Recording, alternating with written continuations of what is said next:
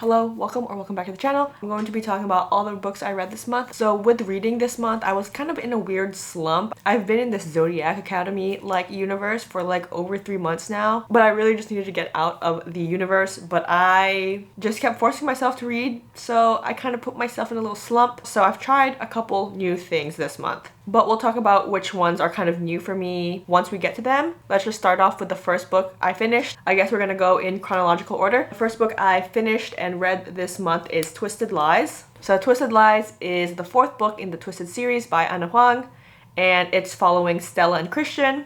Christian is like a big hotshot.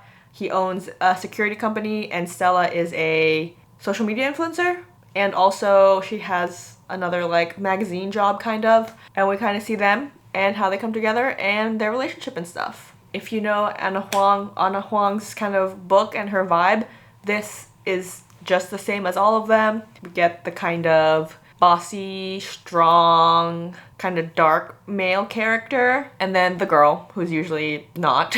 I think the way that their relationship came to be, I'm not the biggest fan of, and how their story was written, but I will say that I think Christian is my favorite, twisted MMC. I don't know, I like the safe vibes. I mean, they all give safe vibes, I feel like. So overall, I gave this book a 3.5, which basically just means, yeah, I liked it. It was good. It was fine. 3 is kind of it wasn't good. It wasn't bad. It was enjoyable, I guess. So slightly higher than just enjoyable. I liked it. It was a good read for what it was. I didn't expect it to be a literary masterpiece, so I got what I needed from it, and I think it did a good job at what it is, so I give it a 3.5. So moving on to the second book I read this month is Onyx Storm.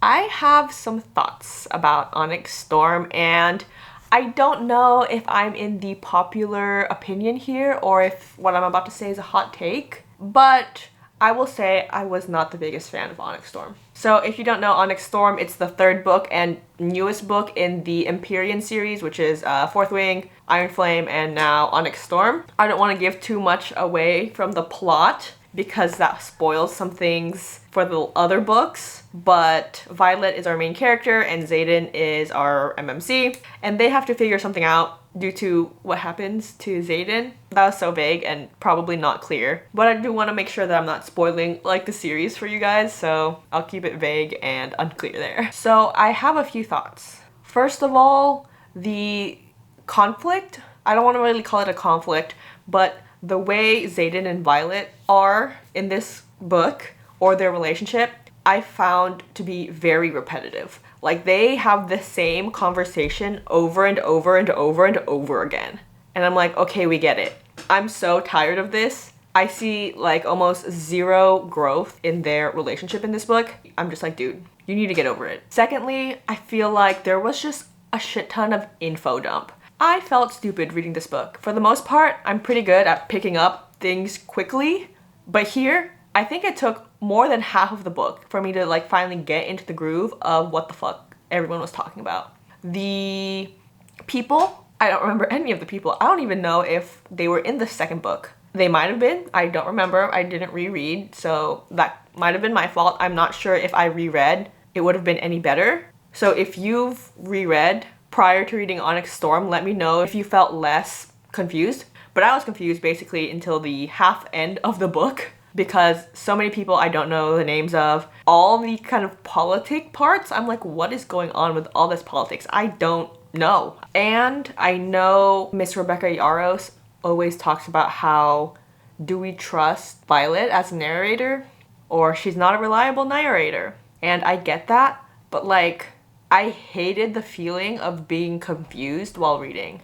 And I don't know if that was intentional, but it's not a good feeling, I feel like. And I don't want to be feeling like I'm reading a puzzle. It literally feels like I'm reading some kind of Sherlock Holmes and I have to find the answers. And I don't particularly like that. Some people might. Some people are reading this in a way they're trying to be the detective, and it's something you have to actively do while reading. But sometimes I just want to read and enjoy the story. And when I'm confused because you're trying to do all this fancy foreshadowing or whatever it is, it kind of took me out of the story sometimes, because I'm like, dude, what's going on here? I don't know. But yeah, but as a book on its own, I feel like nothing happened. Literally, I feel like nothing happened. So with that, I gave Onyx Storm a 3 out of 5, which is like, it's enjoyable. It wasn't great. It wasn't bad. It was cool. It was okay. Okay, so Onyx Storm was the second book I read. And then the third book I read was Fated Thrones in the Zodiac Academy series, which is, I believe, book 6. So just a little recap. Trying to recap the series and not too much of the book again, because since it's literally like slightly more than halfway through the series, anything I say would be a spoiler for the rest of the series. But as a quick recap, Tori and Darcy are our two main FMCs. They are Fae, but they grew up in the mortal world, and they get brought back because they are actually princesses and are next in line to rule. And then the book just follows them through that. Then we have our 4 heirs, Darius, Caleb, Seth, and Max. They were meant to be the rulers, but since the twins are back in the Fae world, they actually have the right to the throne more than the heirs do, and that causes tensions, and then we kind of go from there and things go crazy. But yeah, this book, I had so many emotions, a lot of annoyance, a lot of anger. There were some very cute moments as well between the gang. So it was like a mix of a lot of emotions, really. So it was really engaging. But yeah, there were a few things like that happened in this book that I was just like, dang, that's crazy. So Darcy and the gang, that I love their relationship, and there's like so much cute things going on there because of what had happened. Xavier has that dog in him. And Darius literally was pissing me off this whole fucking book. Like, there were parts where I'm like, oh, that's like so sweet. But then there are parts I'm like, why the fuck did you just say that? But overall, I wouldn't say this is a great book in terms of writing, but it's a book that just like pulls you in. And I'm the type of person who likes like trashy reality TV. Like, when you watch reality TV, you kind of know what you're getting. You're not getting a cinematic masterpiece. You're getting something it's like entertaining, but it's not like, you know, it's not good. But I'm so okay with mid writing if you can pull my emotions and you can entertain me and you can like really capture my attention. And this book does that. It really does. And with that, I give Fated Thrones a 3.5 out of 5. And then here's our 4th book where I tried something new. It's Flawless by Elsie Silver. And I am not a fan of the whole cowboy vibe. Yeah, it's not really my thing. But I read it anyways because I heard good things and I was looking for something kind of light and fluffy and smutty. So this kind of came up and it did the job. It was exactly that, light, fluffy, and smutty. So it did what it needed to do there. Flawless by Elsie Silver is the first book in the Chestnut Springs series. I don't know if you need to read them in order. I think they're all somewhat standalones. So in this book, Summer has to babysit Rhett because he's recently had some bad media and they want to fix that so that, you know, he can continue having a good image for his sponsors and all that. So Summer is then basically forced to babysit Rhett all summer and like live with him and just be by his side at all times. Yeah, I don't know. There were some plot things here that were very interesting. Summer's taste in men is a little concerning. There were parts of that I'm just like, that is towing a line that I feel slightly uncomfortable. Everything that is occurring is legal, and for the most part, everything's somewhat okay, but the weird power dynamics that are going on in her relationships is just a little odd. And I feel like it's slightly romanticized, ever so slightly. And overall, I just feel like when this book ended, there were so many loose ends still. So yeah, with all of that said, I give it a 2.5 out of 5, which is, it was enjoyable enough to finish. And then the 5th book we read this month was Dark Fae, which is a prequel that is part of a series for Zodiac Academy. And we follow Elise as she kind of tries to get revenge on her brother's death. And then she meets people who are possible suspects, gets to know them, and then starts building relationships with them. But I feel like literally nothing happens in this book. Like, from the beginning to the end, nothing has really changed. I think it was very romance focused, but there is still a plot that is like the fantasy part, and nothing happens there. And then still, also, nothing happens with the romance either. When the book ended, I was just like, do I even really care to keep going? Like, I want to know the ending of the relationships. I mean, I kind of know the ending. I was slightly spoiled.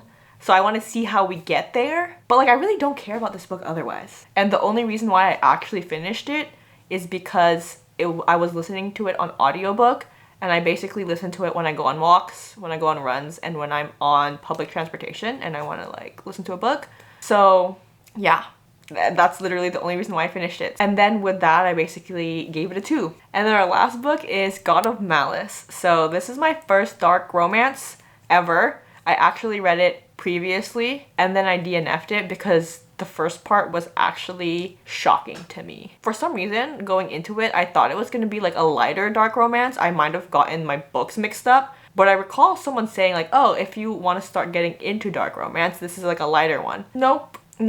But then this month, for some reason, it was calling to me again. I really wanted to give it a try because I only got like 7 chapters in because I was like, this is just too weird. So basically, God of Malice is the first book in the Legacy of Gods series. And here we follow Killian and Glyndon. So basically, Glyndon and Killian are in these like really elite UK schools, and they're right next to each other, and there's like a bunch of mafia stuff. But basically, it's a predator-prey kind of trope.